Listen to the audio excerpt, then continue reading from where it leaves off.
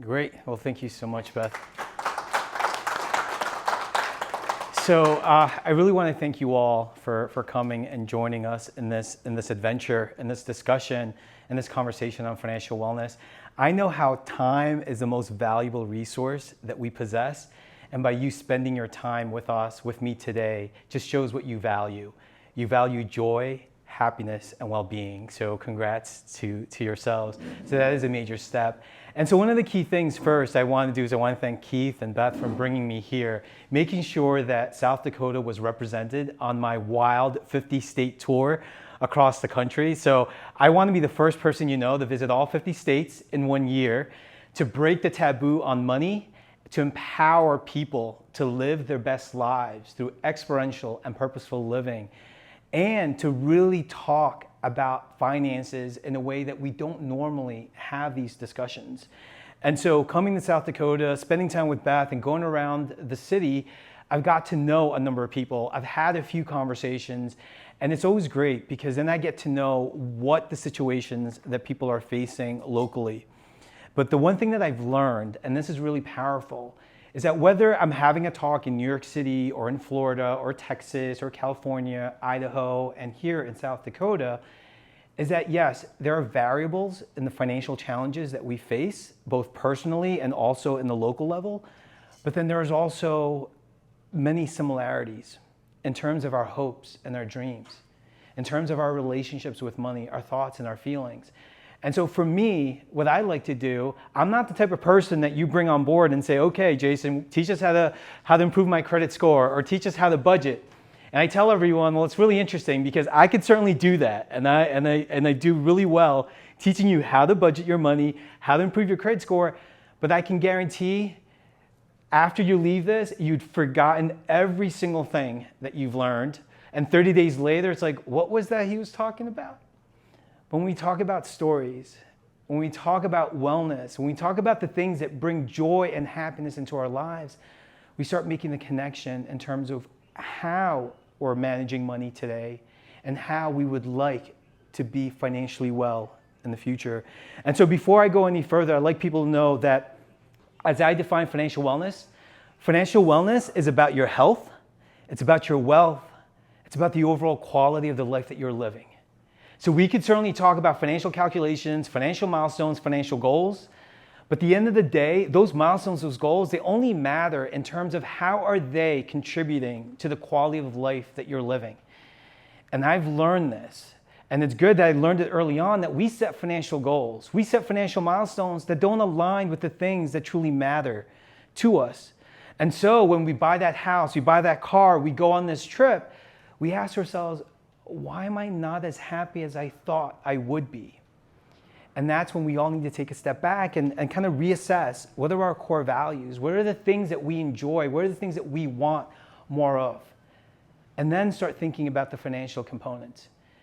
And I've spoken with a lot of financial advisors who love and hate the thing I do because they say all we should do is talk about the numbers. And I go, how many times have you talked about the numbers and you find your client having a really hard time reaching those numbers? And then what do you have to do? You have to talk about the hopes, the dreams, the challenges, the relationship with money. And so that is the space that I'm in. And before I go any further, I do want to say that I'm someone that didn't grow up with money. I grew up in Elizabeth, New Jersey. It's the third largest city in New Jersey. And I mentioned with a number of folks so that there are more people in a 3 square mile radius in Elizabeth, New Jersey than there are in Rapid City.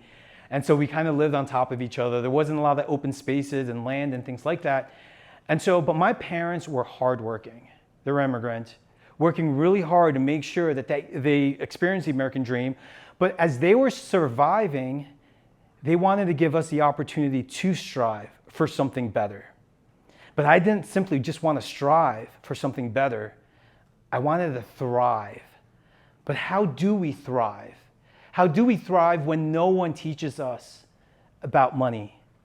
No one teaches us that how our parents use money and how marketing is affecting how I perceive money is going to affect how I think, feel, spend, save, and invest my money.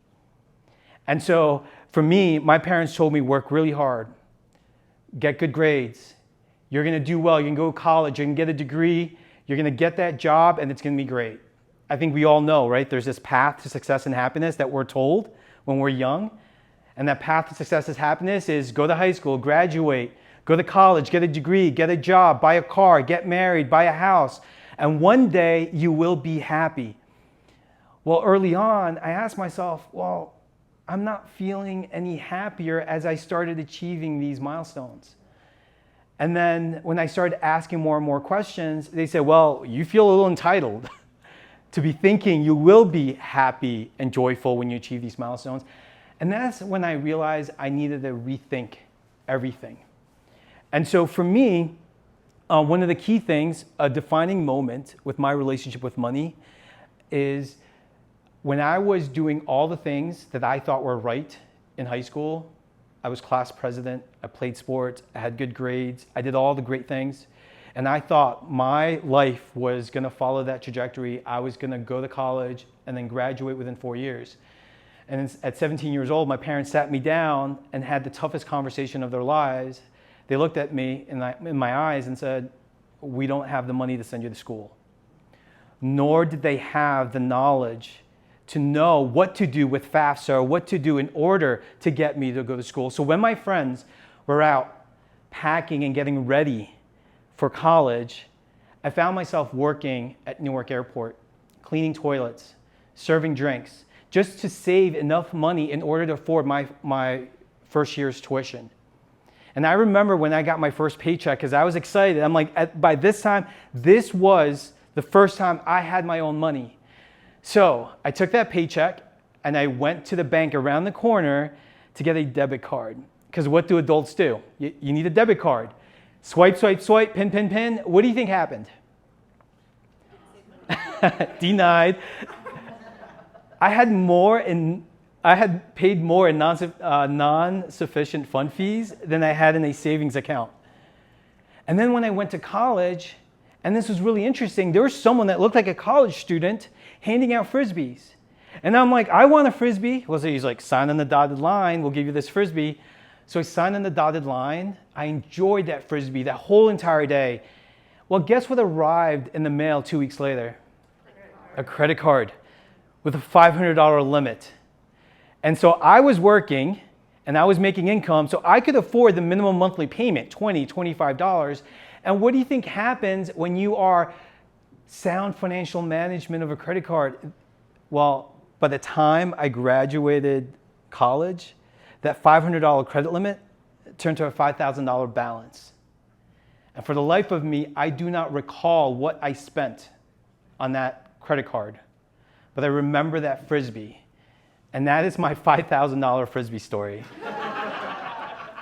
So we all have these stories. Someone shared with me their $1,000 Snickers because he wanted a bag of Snickers and got a credit card, and then all of a sudden it was $1,000. I had someone else who had a Rangers towel that he wanted to get, and it's $10,000 later. And so I wanted to understand, and so for me, not realizing that I was making all these decisions unconsciously.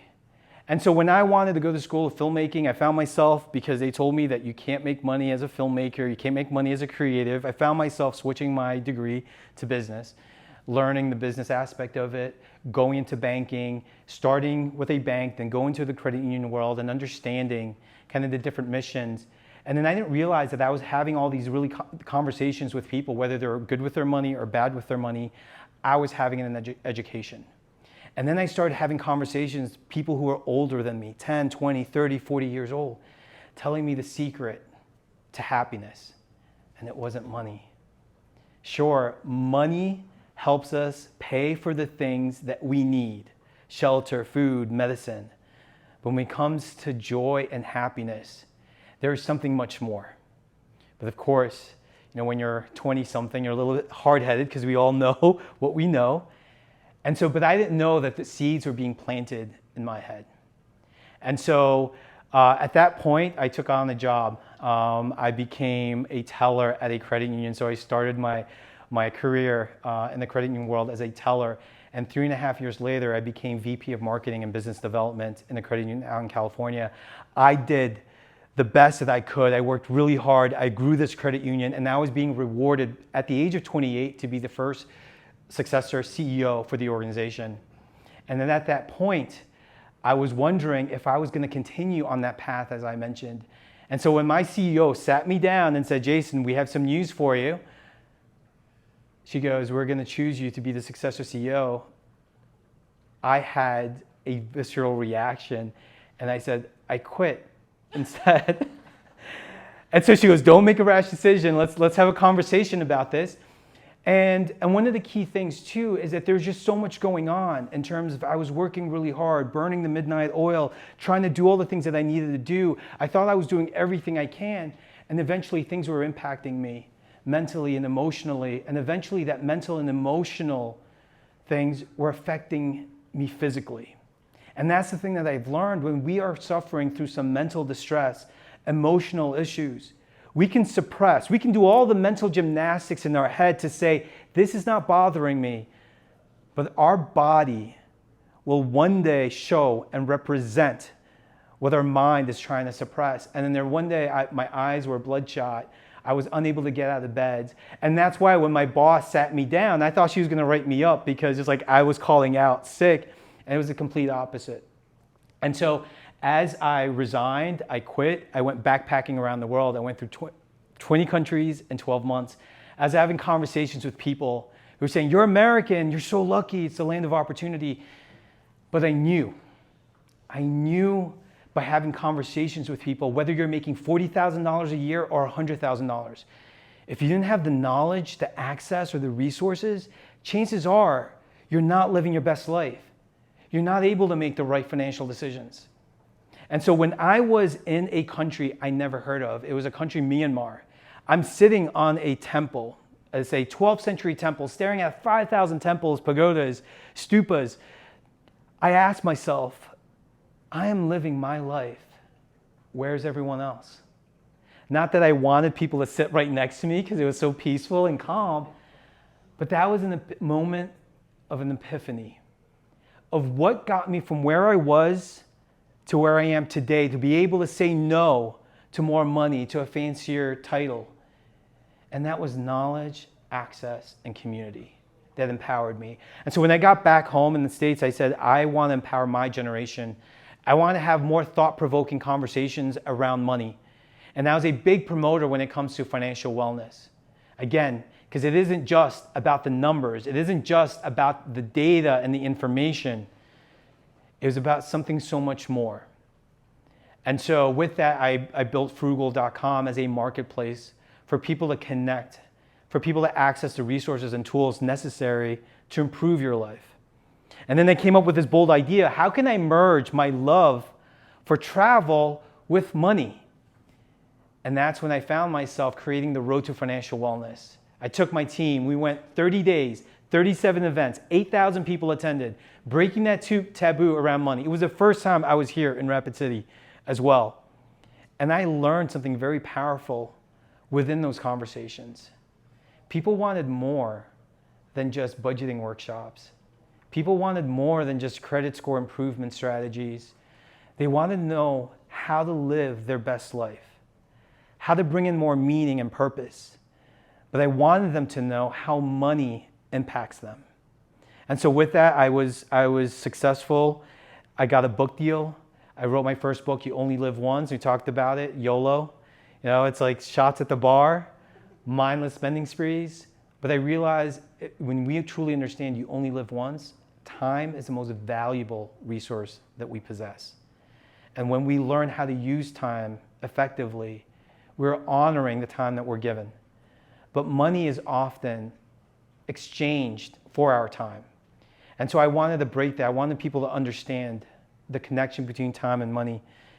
And as things have changed and progressed and the book was a success, my publisher said, we want you to write another book. And I go, I want to write a book on mental health, emotional well-being, and money.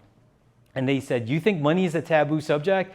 There's no way you can talk about mental health and emotional well-being. And it's like, I won't write another book until I can. And what happened in the last few years?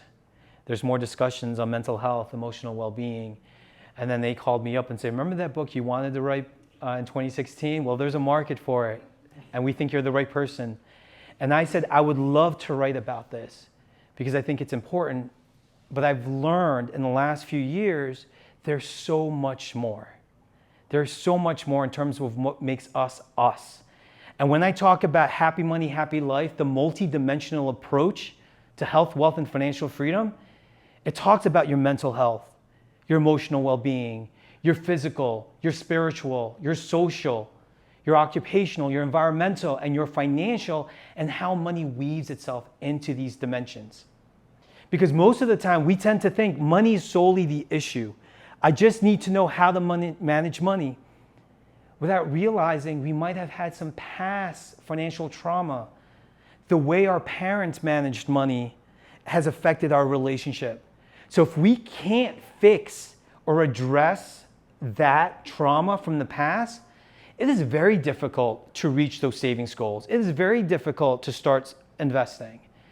And so it's important for us to understand the connectivity. And so when I realized this, I go, I want to have this conversation and write a book on how money can be the filter, the lens in which we can understand your multidimensionality, and how we can use money as a tool to empower us, to make us closer to our health, closer to the wealth, and closer to more joy and happiness in our life. And so I know I would love the opportunity to read the preface of the book. I'd love the opportunity to have a conversation and things that you have, your thoughts, and also perform my spoken word, because this is the first money book that you have in your hands that has poems, that has poetry. And so when they mentioned and they wanted me to write, I said, I want this to be about me, my story and the stories of others that I've spoken to through the years. But I also want people to understand that money can be stressful, and reading a money book might not be something that they want. But I want them to be surprised when they break open, they're like, wow, there's poetry in this book. And so I guess it is a really different approach. And one of the key things too, when working with Beth and Sentinel, it's that alignment, that it's more than just the number. That we are all human beings with hopes and dreams, thoughts and feelings. And how can we address that? How can we provide the resources, the tools, the products in order for you to stop thinking about the financial aspect, so you can be present in the moment, to enjoy the things that you do? The book is broken down into 3 parts, and I focus heavily on research on happiness. The second part focuses on the multi-dimensions, happy mind, happy heart, so you could get an idea, happy body, happy spirit, and how money weaves itself into that. And then you'll realize that in a money book, there's only 60 pages on money and finance. Because the truth of the matter is, money, personal finance, is very easy. What trips us up is our relationship with money, our money mindset. And so I focus heavily on the first and second parts of the book in order for you to set you up to realize I'm really not in a bad predicament, that I can get from where I am to where I want to be and where I want to be in the future. So it is a step process. Yes. Thank you.